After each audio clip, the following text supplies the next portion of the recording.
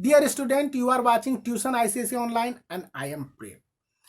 CISE ने एक बार फिर स्टूडेंट को इस बात के लिए चौंका दिया है कि वो पिछले सालों के हो गए बोर्ड एग्जामिनेशन के स्टूडेंट के प्री बोर्ड के मार्क्स मांग रहा है। इन मार्क्स के मांगे जाने का अर्थ साफ है कि रिजल्ट प्रिपरेशन की दिशा में आईसीसी काउंसिल बहुत आगे बढ़ गया है। 22 जून को बॉम्बे हाई कोर्ट में new marks methodology for ICC class 10th and ISC class 12th के लिए प्रेजेंट करने हैं कि एक एक्सेप्टेबल वे जिससे सभी स्टूडेंट पेरेंट्स को यह एक्सेप्ट हो जाए कि उनके मार्क्स प्रॉपर ढंग से बढ़ेंगे। तो ये 5 पॉइंट हम आज डिस्कशन कर रहे हैं कि किस तरह से स्टूडेंट के मार्क्स बढ़ा दिए जाएंगे यदि कोई स्टूडेंट ऑप्शन बी का सिलेक्शन करके बोर्ड एग्जामिनेशन में भाग नहीं लेना चाहता है या किसी कारण से सीआईएसई काउंसिल बोर्ड के एग्जामिनेशन को रीशेड्यूल्ड जुलाई में कंडक्ट नहीं करवा पाती है। सबसे पहली बात, प्री बोर्ड के मार्क्स से आपके मार्क्स कितने बढ़ेंगे। तो बोर्ड का एक एक्नॉलेज्ड डाटा है कि यह इंक्रीजमेंट 12% से लेकर 30% तक होगा। आपके एग्जैक्ट प्री बोर्ड के मार्क्स बोर्ड के एग्जामिनेशन के रिजल्ट में नहीं चस्पा दिया जाएगा। क्लियर है? मार्क्स आपके बढ़ेंगे। तो प्री बोर्ड के आप अपने रिजल्ट को देखिएगा तो इसके 2 पार्ट होते हैं। एक रिटन प्री बोर्ड के मार्क्स जो आउट ऑफ 80 होंगे और सेकेंड होगा प्रैक्टिकल या प्रोजेक्ट के आधार पर यानी इंटरनल असेसमेंट के आधार।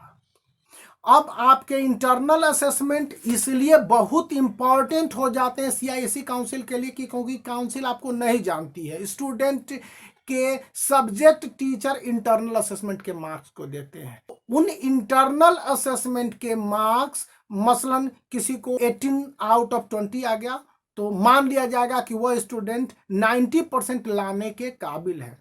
अगर किसी स्टूडेंट को 16 आ गया तो उसे 80% मार्क्स प्राप्त करने का हकदार मान लिया जाएगा। तो सिर्फ प्री बोर्ड के मार्क्स और इंटरनल असेसमेंट के मार्क्स ही कंप्लीट बेसिक नहीं होंगे। इसके अलावे तीसरा जो इंपॉर्टेंट पॉइंट सामने आ रहा है कि स्कूल में स्टूडेंट के क्लास 10th या क्लास 12th में ओवरऑल परफॉर्मेंस कैसे रहे।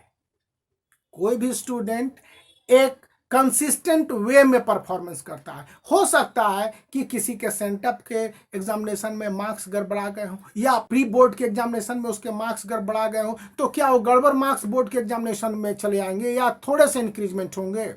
जी नहीं।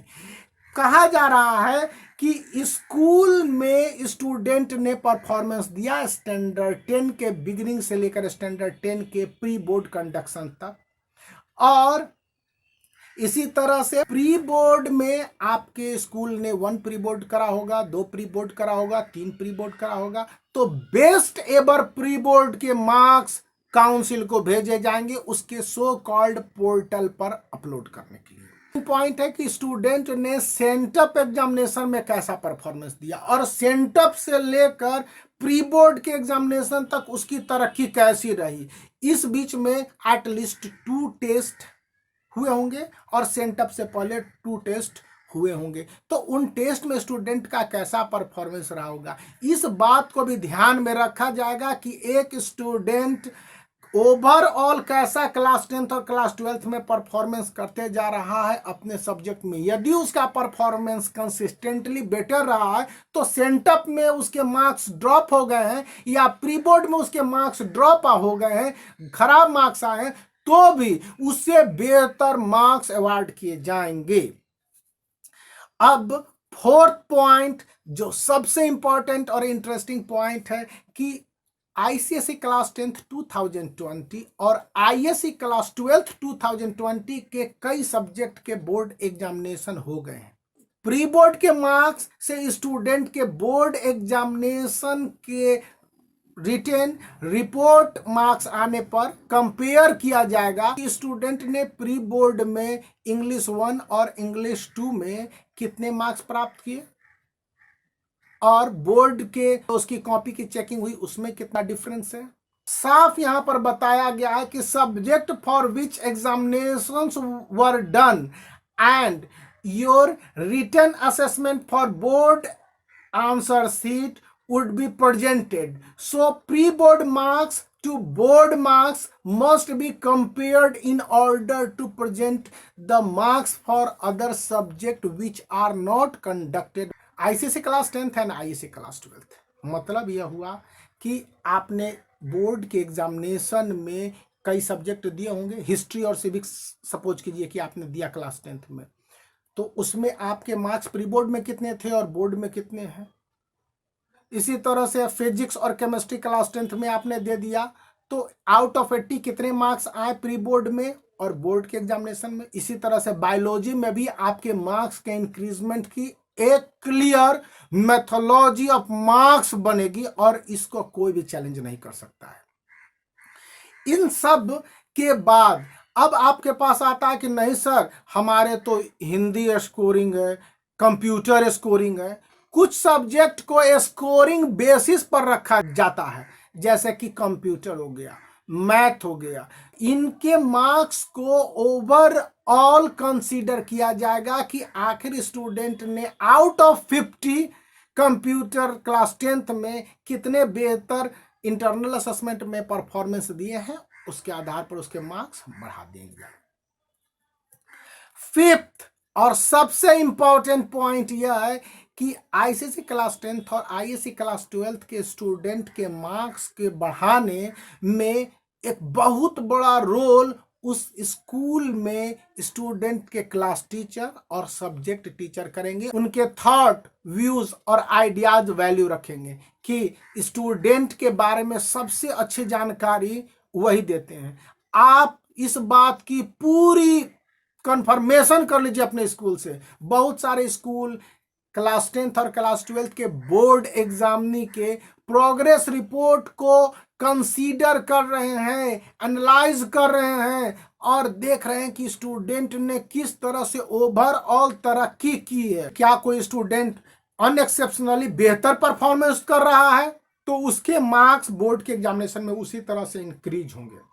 कुछ आपके भी डाउट हैं तो इन डाउट्स को हम लोग क्लियर कर लिया जाए। पहला है कि कुछ स्टूडेंट या कुछ स्कूल प्री बोर्ड को कंडक्ट ही नहीं किया।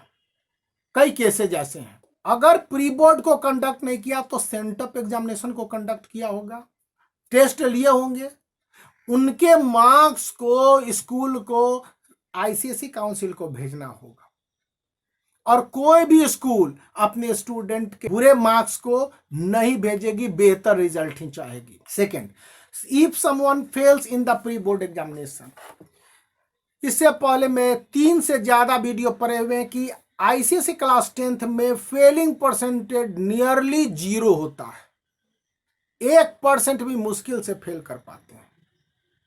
और आईएससी क्लास 12th में यह फेल की दर थोड़ी सी ज्यादा है, तो यह 2 से 3% के बीच में मैक्सिमम है। स्टूडेंट को जो भी मार्क्स दिए जाएंगे उसमें फेल करने की बात नहीं होगी। कोई स्टूडेंट प्री बोर्ड में फेल कर गया है तो बोर्ड में वह फेल नहीं करेगा, बशर्ते कि जितने सब्जेक्ट के उसके बोर्ड एग्जामिनेशन रिटेन हो गए हैं उसमें उसने ओवरऑल पास कर लिया। रिमेनिंग जो एग्जामिनेशन होने वाले थे जिनके मार्क्स सीआईएसई काउंसिल अपने तरफ से न्यू मार्क्स मेथोलॉजी के तहत देगी, उसमें उन्हें फेल नहीं किए जाएंगे।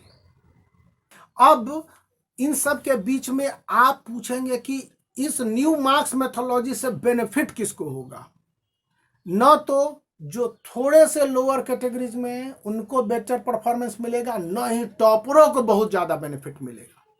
जो 90% से प्लस लाने वाले स्टूडेंट हैं उनके मार्क्स ओवरऑल कंसिस्टेंट वे में इंक्रीज करेंगे, यानी उनके तो 95, 96, 97 जाने ही हैं, वो एक प्रॉपर वे जैसा कि सजेस्ट किया गया है अभी आपको उस हिसाब से मिलेंगे। लेकिन यह न्यू मार्क्स मेथोलॉजी जिसे आप एवरेज स्टूडेंट कहते हैं, 60%, 70% लाने वाले, उनके मार्क्स 80 से 85% के बीच में बढ़ जाएंगे। यह marks methodology nearly acceptable to everyone है। किसी के लिए किसी के साथ नाइंसाफी नहीं, साधारण स्टूडेंट को भी बेहतर मार्क्स मिल रहे हैं और टॉपर के लिए तो make the black thumb blue if you like the video and subscribe the channel for such more